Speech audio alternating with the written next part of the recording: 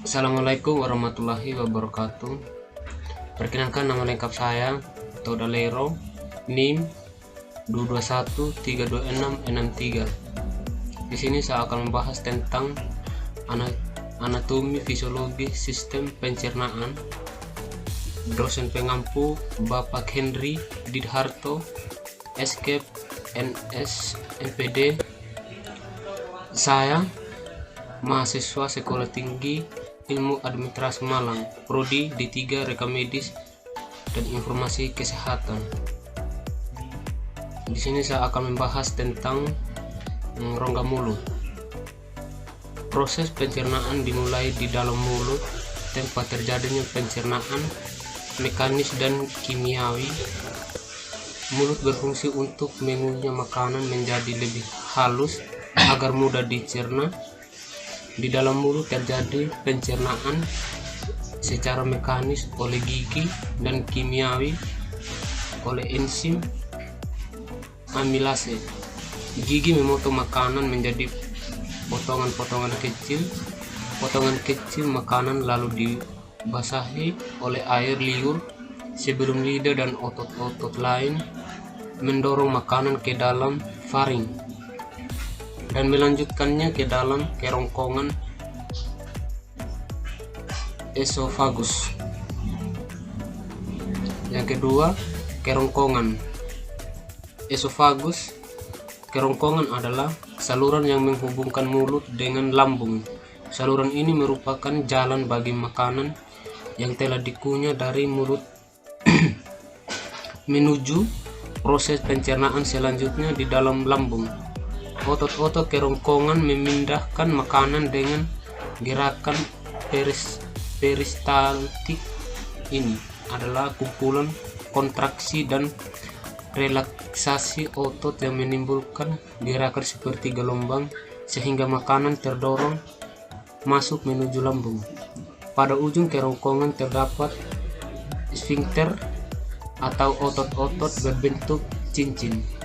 Otot-otot ini memungkinkan makanan untuk masuk ke lambung dan kemudian menutupnya untuk mencegah makanan dan cairan naik kembali ke kerongkongan. 3. Lambung. Lambung adalah organ berbentuk huruf J yang berukuran sekitar 2 kepalan tangan. Lambung terletak di antara esofagus dan usus halus pada perut bagian atas, mencampur makanan dan cairan pencernaan yang diproduksinya serta perlahan-lahan mengosongkan isinya ke dalam usus kecil. 4. Hati. Hati adalah organ pelengkapan dalam sistem pencernaan karena akan membentuk cairan empedu yang diperlukan dalam proses pencernaan lemak. Empedu tersebut lalu akan ditampung di kantung empedu sebelum digunakan di usus halus. Kantung empedu berfungsi untuk menyalurkan empedu ke usus halus. Hati merupakan organ yang akan menghasilkan empedu. Pankreas berfungsi untuk memproduksi enzim pencernaan guna mencerna karbohidrat, protein, dan lemak di usus halus. Selain itu, pankreas juga menghasilkan bikarbonat yang akan menetralkan makanan dari lambung yang sifatnya tidak melukai dinding usus halus. Usus halus adalah saluran kecil selebar 2,5 cm dengan panjang sekitar 10 meter. Usus halus terdiri dari 3 bagian, yaitu duodenum, usus 12 jari, jejunum, usus kosong, dan ileum, usus penyerapan. Duodenum, usus 12 jari, berfungsi sebagai tempat pencernaan makanan secara kimiawi. Caranya, makanan dari lambung yang masuk ke duodenum akan dinetralkan dulu oleh senyawa bikarbonat dari pankreas, lalu makanan tersebut dicerna dengan bantuan enzim amilase, lipase, dan tripsin dari pankreas serta enzim meltase yang dihasilkan usus halus sendiri. Dinding bagian dalam usus halus penuh dengan tonjolan dan lipatan. Fungsi lipatan usus halus adalah memaksimalkan pencernaan makanan dan penyerapan makanan, meninggalkan usus halus sekitar 90% zat gizi telah disedarkan oleh darah.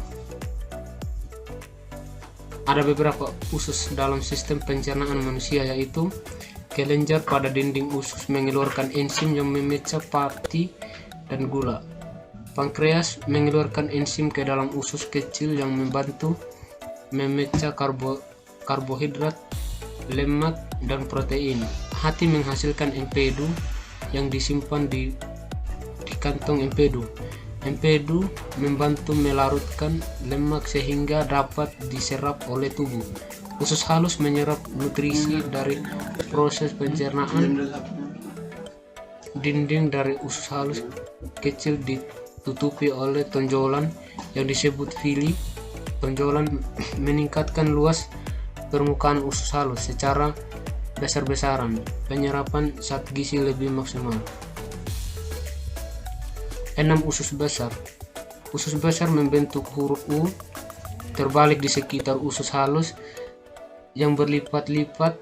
Saluran ini dimulai dari sisi kanan bawah tubuh dan berakhir di sisi kiri bawah.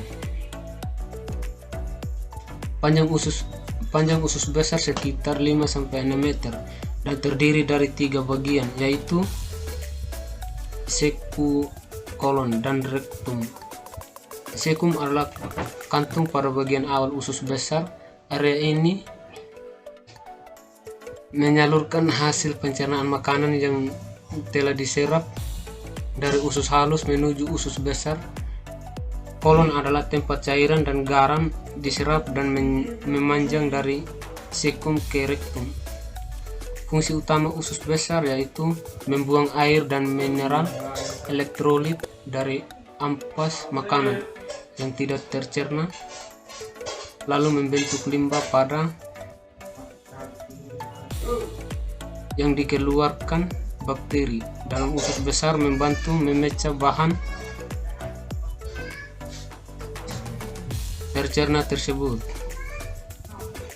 7. Rektum dan anus. Rektum adalah bagian akhir dari usus besar yang berfungsi sebagai tempat penampungan feses sementara sebelum dikeluarkan dari tubuh.